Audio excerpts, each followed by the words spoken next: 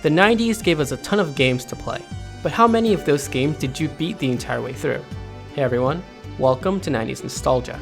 Today, we'll be counting down the top 10 games from the 90s that were impossible to beat.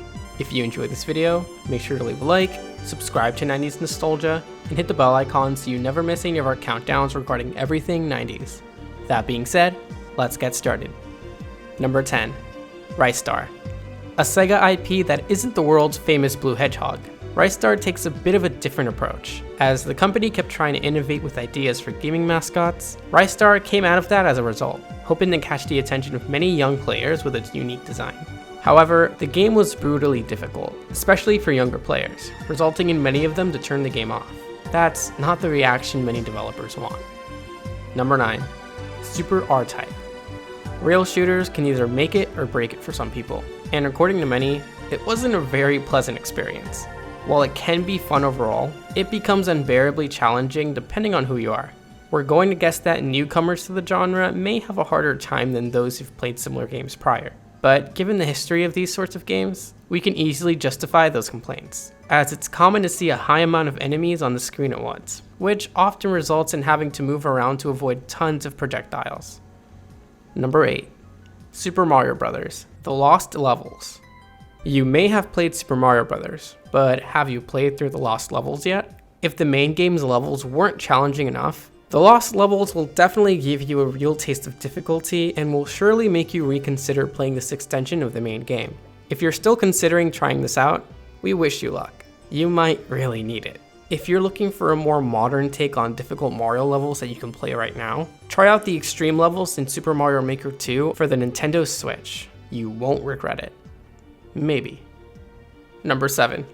Sonic the Hedgehog 2. We know what you're thinking. Sonic may be frustrating at times when you reach the later levels, but overall, it's a laid-back game that lets you zip through zones at high speeds, virtually being unstoppable as all it takes to beat badness is curling up into a ball. However, once you get into the final stages, specifically the boss fights, yes, more than one, it starts to test you. You start with a short battle against Mecha Sonic, and once you think it's over, Dr. Robotnik goes all out and unleashes the Death Egg robot, which will take you a while to beat. But that's not the worst part. You have to beat these without any rings. So one mistake and you have to start over from the beginning of the act. Get a game over, and well, better if we don't talk about that. Number 6. Comic Zone.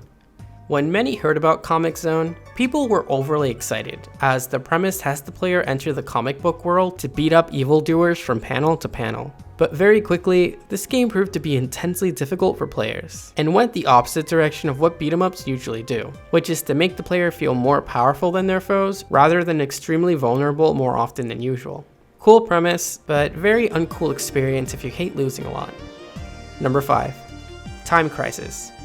Arcade games often find themselves being ported to consoles, but games that required a shooter-type gamepad in order to play it, well, let's just say things became increasingly difficult when the primary way to play it was with a traditional controller. So aiming and landing your shots took a lot longer to get accurate. This is bad for many reasons, but the most important out of all of them is the fact that this is a time-based game.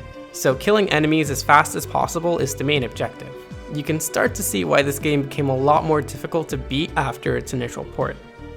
Number 4. Super Castlevania 4. Who's played the early Castlevania games since the NES days? Those who have may already know what to expect when booting up the 4th entry in the franchise, with countless enemies coming towards you from all angles, and your main utility consisting of a whip and a tomahawk. Aiming the right direction is crucial to beating most enemies, until you reach the bosses, in which you'll definitely need accuracy in order to get by. Couple that with having to avoid every attack, and you'll be having tons of fond memories going through the game, unless you put the controller down anyway. Number 3. Force Gemini. Third-person shooters are nothing new, and it goes without saying that shooting over the shoulder in a sci-fi galaxy against hordes of giant ant soldiers can be the exact opposite of simple. On top of this, you have to watch where you shoot, since villagers can be held hostage, and shooting incorrectly can result in complete genocide unless you're careful. Like most games, the difficulty spikes once you reach closer to the end, and boy does this game really test you. If spiking difficulty wasn't enough, you're required to traverse through every world you've previously visited to find a bunch of collectibles necessary for reaching the end of the game. So yeah, tons of backtracking and guessing. Without walkthroughs at the time, this wasn't so pleasant.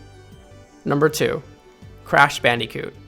Hold on to your Woompas, because we're crashing into an insane 90s platformer notorious for countless hazards and unfair deaths. If you've played the original Crash Bandicoot, you may instantly remember just how difficult each level got as you progress further. With jumps that you can just barely pull off, or a stunning challenge when it comes to depth perception as you platform over bottomless pits, you're going to need a lot of 1-ups to make up for the inevitable trial and error that comes attached with the game's overall structure. It's still great fun though, so it's worth the challenge. Number 1.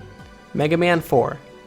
You probably already played enough side-scrolling shooters in the past to know Mega Man isn't as straightforward as it appears. You start the game with its cutesy graphics thinking to yourself, oh, this is pretty simple, I can beat this no problem. But little are you prepared for what lies ahead. Like many others on this list, this game will test you, given that it's both a platformer as well as a side-scrolling shooter. So be ready to avoid projectiles while also making precise jumps. And keep an eye on that health bar when you can. But you'll probably always be doing that. Games may be fun, but playing a very difficult game can be the exact opposite eventually. But what do you think? Did you enjoy our list? Which games gave you a tough time growing up? Share it with us in the comments below. And be sure to subscribe to 90s Nostalgia so you can keep up with our wide array of countdowns regarding everything 90s. That's all for now. Thanks for watching, and we'll catch y'all next time.